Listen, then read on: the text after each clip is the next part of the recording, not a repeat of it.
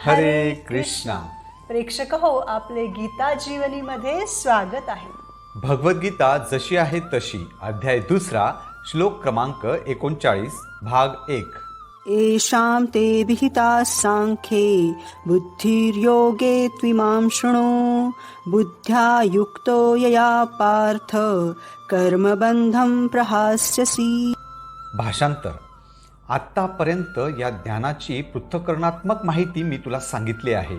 आता मी निष्काम कर्म कसे करावे याचे वर्णन करतो, ते ऐक.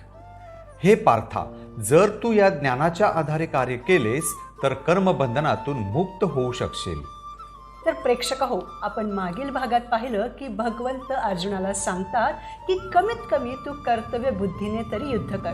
अगोदर त्यांनी आत्मा आणि शरीरामधील फरक सांगून त्याला छान समजावलं की तू हे शरीर नाहीस तर आत्मा आहेस आणि हे शरीर नश्वर आहे. याचा मर्यादित कालखंड आहे. धर्माच्या स्थापनेसाठी तू जर वध केलास तरी तुला कोणतेही पाप लागणार नाही, कारण प्रत्येक शरीराचा अंत तर निश्चित आहे. म्हणून धर्माच्या स्थापनेसाठी तू युद्ध करू शकतोस. त्यानंतरही अर्जुनाच्या मनात शंका होतीच, म्हणून भगवंतांनी त्याची क्षत्रिय बुद्धी जागृत करण्याचा प्रयत्न केला. त्यांनी पाहिलं की आत्मज्ञानानेही अर्जुन युद्ध करण्यास तयार नाही. तेव्हा त्यांनी त्याला कर्तव्य बुद्धीबद्दल सांगितलं.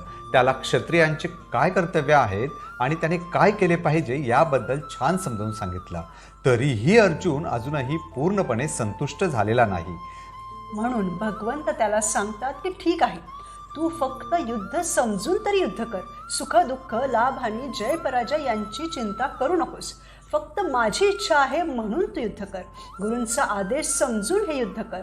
तरीही अर्जुनाच्या मनात युद्ध करण्याविषयी ठाम निश्चय होत नाही. म्हणून भगवंत आता त्याला आणि आपल्यालाही निष्काम भावात कर्म करण्याचे जे गणित आहे ते सांगतात. उदाहरणार्थ, प्रत्येक मुलाला त्याचे आई वडील लहानाचं मोठं करतात, त्याला उत्तम शिक्षण देतात आणि त्याला स्वतःच्या पायावर उभं करतात. हे प्रत्येक आई वडिलांचं कर्तव्य आहे. परंतु त्याही पुढे जाऊन ती अशी आशा करतात की तो मुलगा आपल्या म्हातारपणाची काठी बनेल. त्या मुलाचं कर्तव्य असलं आणि असा विचार करण्यात काहीच चूक नसलं तरीही कर्तव्य पालन करण्यात कधीही लाभहानीचा विचार करू नये. निष्काम भावात त्यांनी कर्तव्याचे पालन करावे. आईवडिलांनी मुलांवर त्यांच्या आणि समाजाच्या भविष्यासाठी उपयोगी पडतील असे कर्तव्य पालनाचे संस्कार करणे, त्यांना कृष्ण भावना भावित प्रामाणिक नागरिक बनविणे, त्यांच्या जीवनाला व्यापक अर्थ देणे हे आईवडिलांचे कर्तव्य आहे. हे झाले निष्काम कर्म. तर प्रेक्षक हो, येथे पहिल्याच वेळेस श्रीकृष्ण योग हा शब्द वापरतात. खरं तर पूर्ण भगवद्गीताच ही योगशास्त्र आहे. तर योग म्हणजे काय? तर योग म्हणजे जोडणे, आत्म्याला परमात्म्याशी जोडणे. योग ही एक प्रक्रिया आहे ज्याद्वारे प्रत्येक आत्मा परमात्म्याशी जोडला जातो. भगवद्गीतेच्या प्रत्येक अध्यायाच्या शीर्षकाचा शेवट हा योग या शब्दानेच होतो.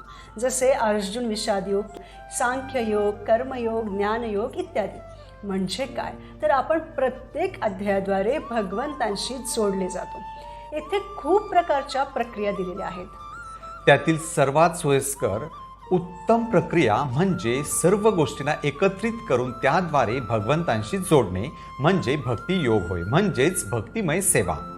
येथे भगवंत म्हणतात की आता मी तुला बुद्धियोगाचे ज्ञान देतो, ते ऐक. तुझ्याकडे बुद्धी आहे, परंतु मी तुला अशी प्रक्रिया सांगतो ज्याद्वारे तू या भौतिक जगात बांधला जाणार नाहीस, कर्मबंधनात अडकणार नाहीस, तर या सर्वातून मुक्त होऊ शकशील. जर तू बुद्धियोगाचे पालन करून तुझी बुद्धी वापरून तुझे कर्तव्य पालन केले तर तो निष्काम कर्मयोग घडेल आणि मग तू मुक्त होशील. तर प्रेक्षक हो, आता बघा, जसे की आपण जाणतो 4 प्रकारचे वेद आहेत: यजुर्वेद, ऋग्वेद, सामवेद आणि अथर्ववेद. यामधील सर्वात जास्त भाग हा कर्मकांडांवर आधारित आहे.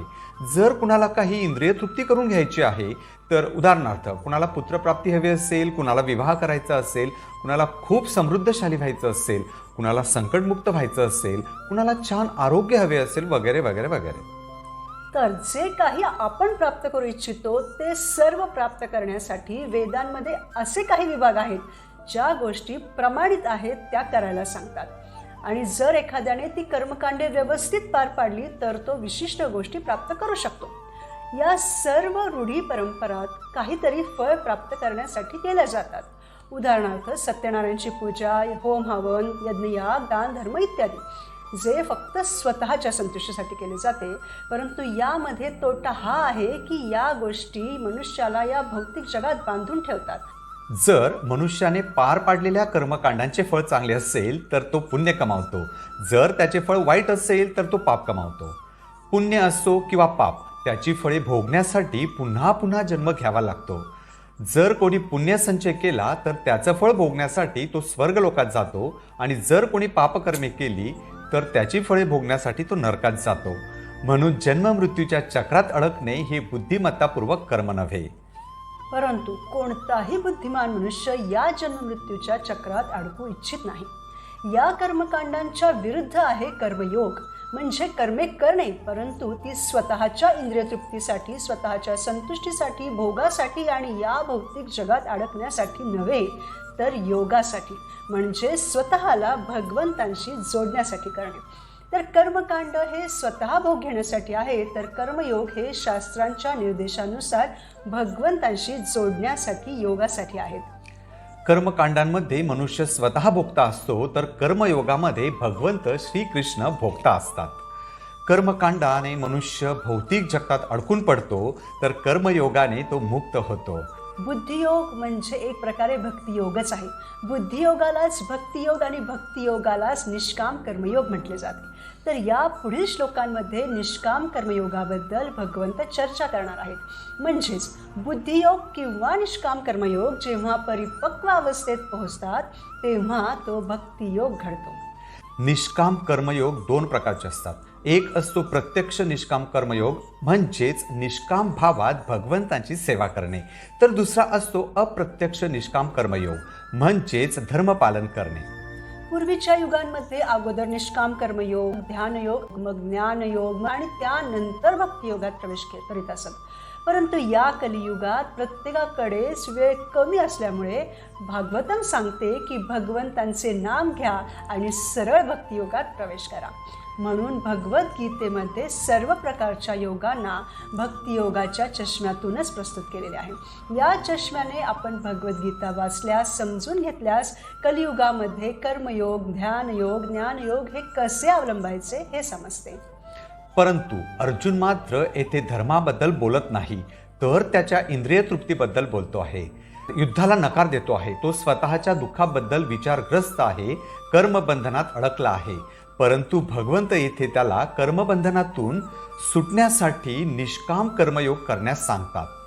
उदाहरणार्थ डॉक्टर APJ अब्दुल कलाम, ज्यांचं बालपण अतिशय गरीब परिस्थितीत गेलं. ते ज्या शिक्षकांच्या घरी राहायचे ते त्यांना कष्टाळू म्हणून ओळखायचे, आणि म्हणून त्या शिक्षकांनी त्यांच्यावर केलेल्या संस्कारांना जागून प्रतिकूल परिस्थितीतून बाहेर पडून त्यांनी केवळ कुटुंबाप्रतीच्याच कर्तव्यांची पूर्ती केली असे नाही, तर त्यांनी अवकाश संशोधन करून देशात, जगात सकारात्मक परिवर्तन घडवलं. ही आहे कर्तव्य बुद्धी, निष्काम कर्मयोग. प्रेक्षक हो, जीवनात आनंदी राहण्यासाठी आपण लाभहानी यांचा विचार न करता कर्तव्य पालन केले पाहिजे, आणि कर्मबंधनातून सुटण्यासाठी परिपक्व अवस्थेतील बुद्धियोग किंवा निष्काम कर्मयोग म्हणजेच भक्तियोगाचे हरिनामाद्वारे आचरण केले पाहिजे. पुढील भागात आपण आपल्या स्वरूपाचे, परमानंदाचे तसेच सांख्ययोगाचे सविस्तर ज्ञान घेऊ. निस्वार्थ वृत्तीने भगवंतांची सेवा म्हणून आपले विहित कर्तव्य करीत राहूयात. अपेक्षेपेक्षा चांगल्या मिळणाऱ्या कर्मफलांचे साक्षीदार बनूयात. धन्यवाद. हरे कृष्णा.